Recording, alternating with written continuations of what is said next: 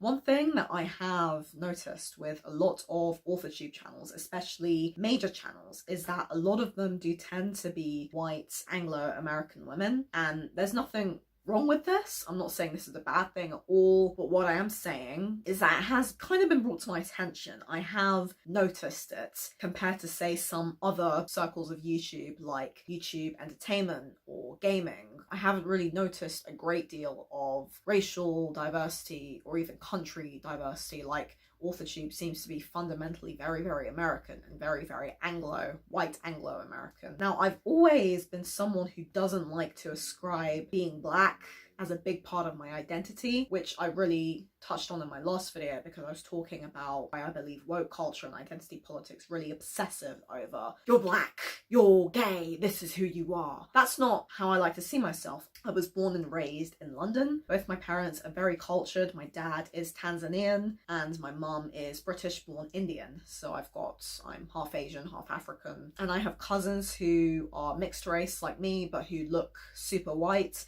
And I also have cousins who are fully African and who are super dark. And I always try my best to see people as people. I very much believe that the sum of a person's identity should be their character and their humanity. And it's something which I do highlight in, I'd say all my books I highlight that. I really push that. Me being a black woman is a part of me, but it's not even close to being the most important part of me. The most important parts of me are the fact that I'm an artist, the fact that I love movies and I love music and literature. Yeah, my creative pursuits and my interests. I love swimming. These are things which make up my identity, not my skin color. And that's how I like to see myself and how I see other people. I think that as a result of not tying being black to a big part of my identity, including the way in which I articulate myself, I have often been perceived as not black enough for the black community, and that's kind of hard. Even making this video makes me uncomfortable because I feel like people watching this don't see a black person, they see a white person with brown skin. That is how I have always felt that black people don't accept me as a fellow black person. When I was in secondary school, other kids, they used to make fun of my voice, say that I had a very plummy sounding accent. Well, they didn't say that, but I do. I have a very plummy accent.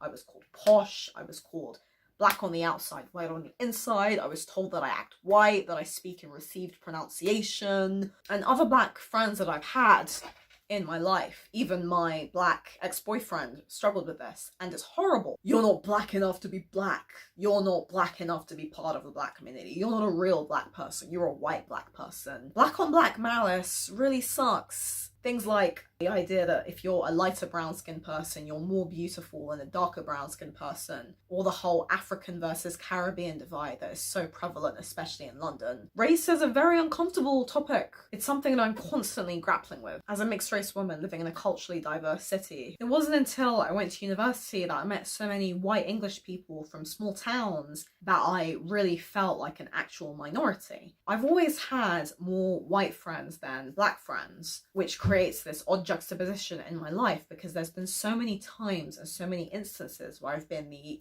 only black person, where I've been the sole black person surrounded by white people. Because I don't act black, I'm just accepted as a person, which is great, but at the same time I am black, whether I like it or not. The definition of a black person is someone with brown skin. I have noticeably often been the only black person in the group. It is hard. It's something which is hard for me to talk about because on the one hand, I don't want to draw so much attention to it, but I don't want to ignore it completely. While I would love to be colorblind someday, I think even when I was younger, I tried to take a more colorblind approach to life and not overemphasize race. I also recognize that this isn't realistic right now in the world that we live in. There are things I do notice as a black person. There are things I notice as a woman of color. I think that wokeness and identity politics really doesn't help because I think to me it actually further divides us. It further exacerbates the problem and it pushes us away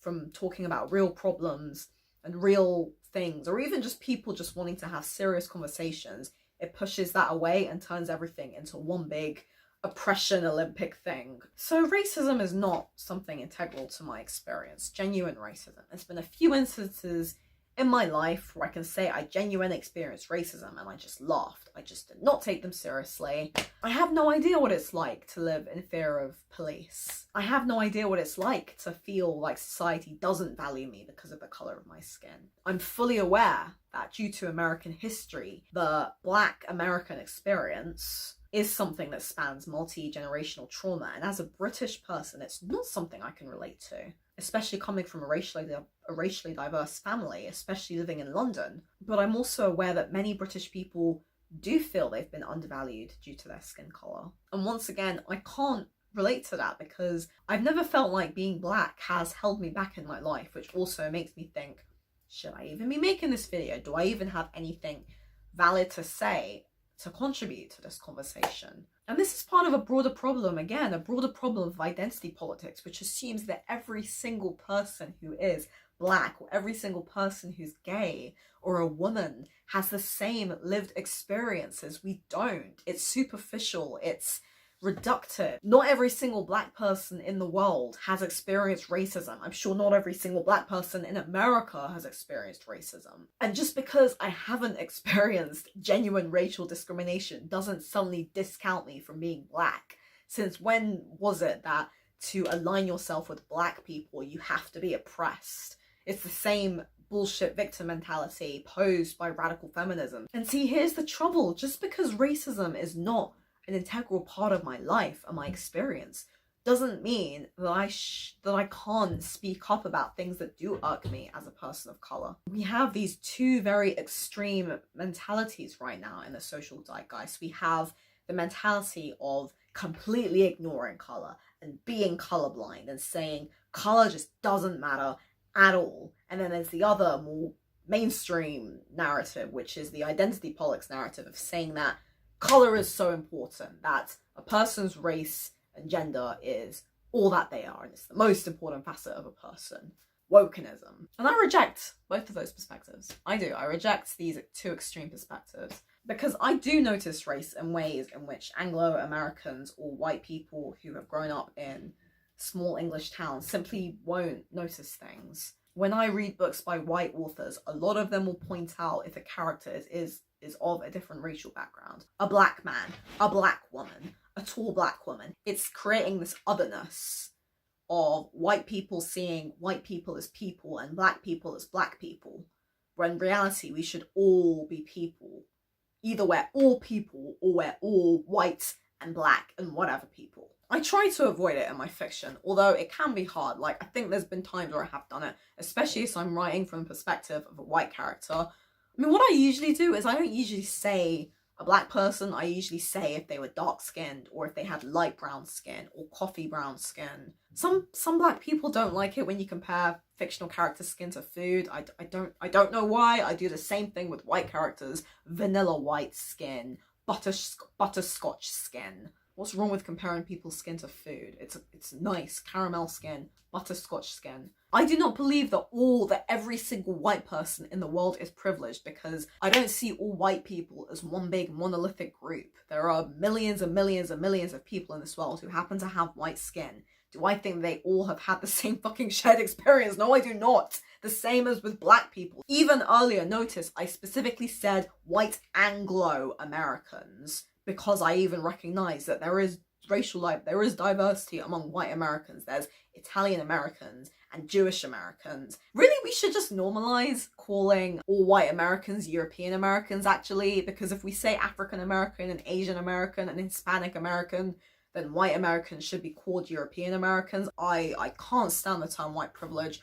On my other channel, I made a whole video called White Privilege is Nonsense. It doesn't account for variations like class or country or economic status. A poor white person is obviously going to have less opportunities in life than a rich Black person. That's just common sense. To me, it sounds more racist to assume that every single Black person in the world has been held back in some way due to being Black, and every single white person in the world has not been held back because they're white. Two of the biggest things in my life that have held me back are when I was an alcoholic and my recurring struggle with panic attacks. And those two things have nothing to do with my race.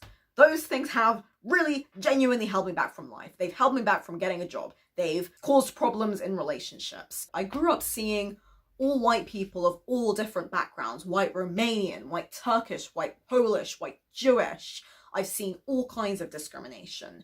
I saw the way children at my primary school used to talk about Jewish kids, the things they used to say, things like, oh, I don't like Hitler, but I like that he got rid of Jews. Or even my family, like when not my immediate family, but my other family would come and stay with us.